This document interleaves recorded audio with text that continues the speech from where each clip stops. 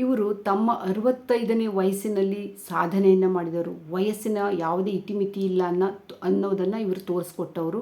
ಇವರು KFC founder ಆಗಿದ್ದರು. ನಮಸ್ತೆ friends, welcome back to my channel.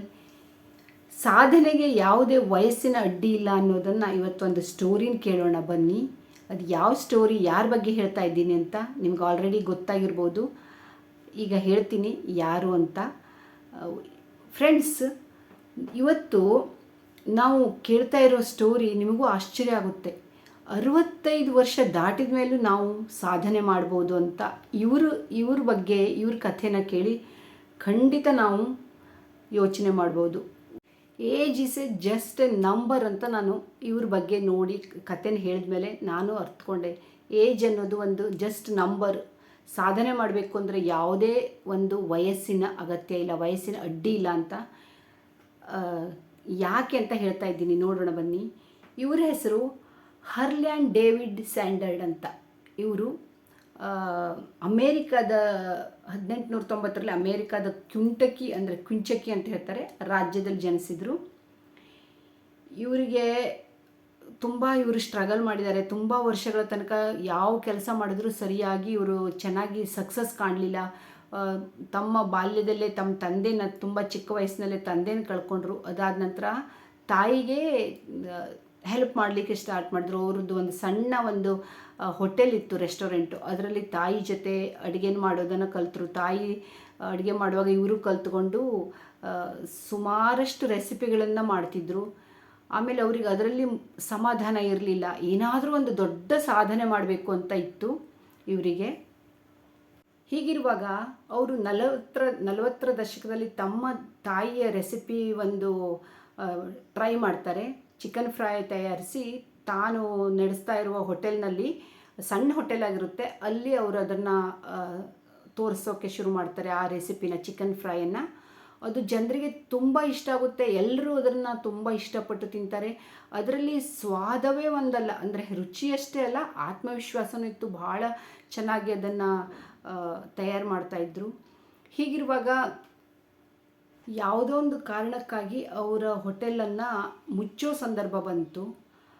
ಆವಾಗ ಅವರಿಗೆ 65ನೇ ವರ್ಷ ವಯಸ್ಸು. ಕೈಯಲ್ಲಿ ಏನು ಸ್ವಲ್ಪನೂ ರೊಕ್ಕ ಇಲ್ಲ. ಎಲ್ಲ ಜಾಸ್ತಿ ಸ್ವಲ್ಪ ಸ್ಟ್ರಗಲ್, ಬಡತನದಲ್ಲೇ ಇದ್ದರು ಅವರು. ಮತ್ತು ಹೋಟೆಲ್ನಲ್ಲೂ ತುಂಬ ದೊಡ್ಡ ಹೋಟೆಲ್ ಆಗಿರಲಿಲ್ಲ, ಅಷ್ಟೊಂದು ನಡೀತಾ ಇರಲಿಲ್ಲ. ಆದರೆ ಅವರು ಧೃತಿಗೆಡಲಿಲ್ಲ, ಅವರು ಧೈರ್ಯಗೆಡಲಿಲ್ಲ. ಅವರು ತಮ್ಮ ಕಾರ್ಯವನ್ನು ಸಾಧಿಸಲೇಬೇಕು ಅಂತ, ಏನಾದರೂ ಒಂದು ಕೆಲಸ ಮಾಡಲೇಬೇಕು ಅಂತ ಒಂದು ಯೋಚನೆ ಮಾಡಿದ್ರು. ಇದಾದಮೇಲೆ ಅಷ್ಟೆಲ್ಲ ಅವ್ರ ಹೋಟೆಲ್ ಮುಚ್ಚೋದ್ಮೇಲೆ ಅವರು ಒಂದು ಪ್ರಯತ್ನ ಮಾಡ್ತಾರೆ. ತಮ್ಮ ಕಾರ್ನಲ್ಲೇ ಅವರು ಫ್ರೈ ಮಾಡಿದ ಚಿಕನನ್ನು 1009 ರೆಸ್ಟೋರೆಂಟಿಗೆ ತಗೊಂಡೋಗಿ ತೋರಿಸ್ತಾರೆ. ಅಲ್ಲಿ ಎಲ್ಲ ಕಡೆ ಅವ್ರನ್ನ ಯಾರೂ ಎಕ್ಸೆಪ್ಟ್ ಮಾಡಲ್ಲ. ಅವರು ಇದನ್ನು ನಿರಾಕರಣೆ ಮಾಡ್ತಾರೆ, ಅವರು ಚಿಕನ್ ಫ್ರೈ ಮಾಡ್ಕೊಂಡಿರೋದು.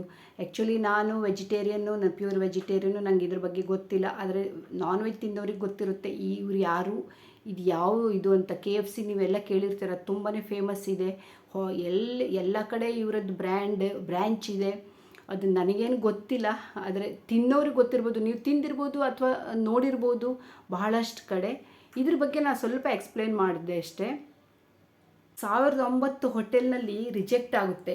ಇವರು ಏನು ಮಾಡ್ತಾರೆ, ಆವಾಗ ಕೆಂಚುಕಿ ಫ್ರೈಡ್ ಚಿಕನ್ ಅನ್ನೋದು ಒಂದು ಬ್ರ್ಯಾಂಡನ್ನು ತಯಾರು ಮಾಡ್ತಾರೆ. ಅದಕ್ಕೊಂದು ಹೆಸರನ್ನು ಇಡ್ತಾರೆ, ಕೆಂಚುಕಿ ಫ್ರೈಡ್ ಚಿಕನ್ ಅನ್ನೋದು. KFC ಅಂತ ಹೇಳ್ತಾರೆ ನೋಡಿ, ನೀವೆಲ್ಲ ನೋಡ್ತಿರ್ಬೋದು. KFC ತುಂಬ ಫೇಮಸ್ ಬ್ರ್ಯಾಂಡು. ಕೊನೆಯಲ್ಲಿ ಅವರನ್ನು ಒಬ್ಬ ಬಿಸ್ನೆಸ್ ಮ್ಯಾನ್ ನಂಬಿ ಅವ್ರಿಗೆ ಇದು ಮಾಡ್ತಾರೆ, ಇನ್ವೆಸ್ಟ್ ಮಾಡ್ತಾರೆ.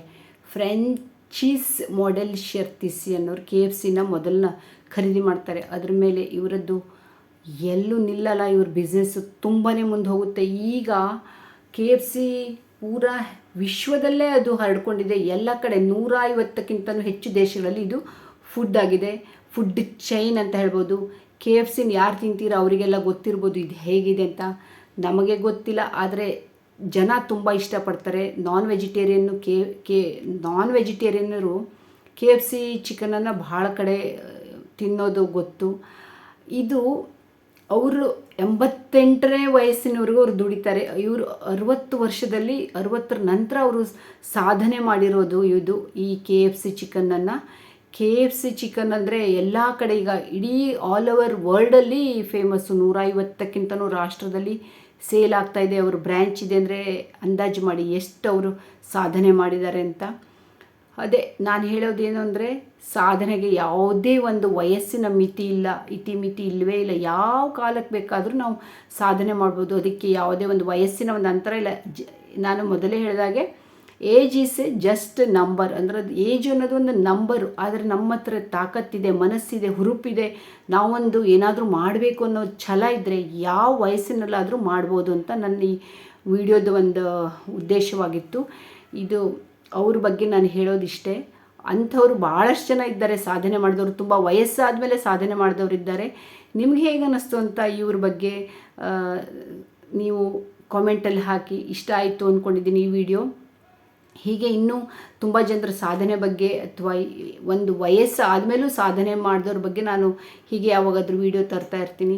ಇಷ್ಟ ಆದರೆ ಒಂದು ಲೈಕ್ ಮಾಡಿ, ಕಾಮೆಂಟ್ ಮಾಡಿ. ಫಸ್ಟ್ ಟೈಮ್ ಬಂದಿರೋರಾದರೆ ಸಬ್ಸ್ಕ್ರೈಬ್ ಮಾಡ್ಕೊಂಡು ನೋಡಿ ಫ್ರೆಂಡ್ಸ್. ಸಬ್ಸ್ಕ್ರೈಬ್ ಮಾಡೋದನ್ನು ಮರಿಬೇಡಿ. Thank you friends. ಮತ್ತೆ ಸಿಗೋಣ ಇನ್ನೊಂದು ವಿಡಿಯೋದೊಂದಿಗೆ. ನಾನು ಹೇಳೋದೇನು ಅಂದರೆ ನಾವು ಯಾವುದೇ ಒಂದು ಕೆಲಸವನ್ನಾದರೂ ಯಾವುದು ವಯಸ್ಸಲ್ಲಿ ಸ್ಟಾರ್ಟ್ ಮಾಡ್ತಾ ಇದ್ದೀವಿ ಅನ್ನೋದು ಮುಖ್ಯ ಅಲ್ಲ. ನಾವು ಎಷ್ಟನ್ನು ಸಾಧಿಸ್ತೀವಿ, ಎಷ್ಟು ಸಕ್ಸಸ್ ಕಾಣ್ತೀವಿ, ಯಾವ ಮಟ್ಟಕ್ಕೆ ನಾವು ಸಾಧನೆ ಮಾಡ್ತೀವಿ ಅನ್ನೋದು ಮುಖ್ಯ ಅಂತ ಈ ವಿಡಿಯೋನ ಮತ್ತೊಂದು ಸರಿ ಹೇಳ್ತಾ ಇದ್ದೀನಿ ಫ್ರೆಂಡ್ಸ್. Thank you. ಎಂಡ್ ಮಾಡ್ತಾ ಇದ್ದೀನಿ.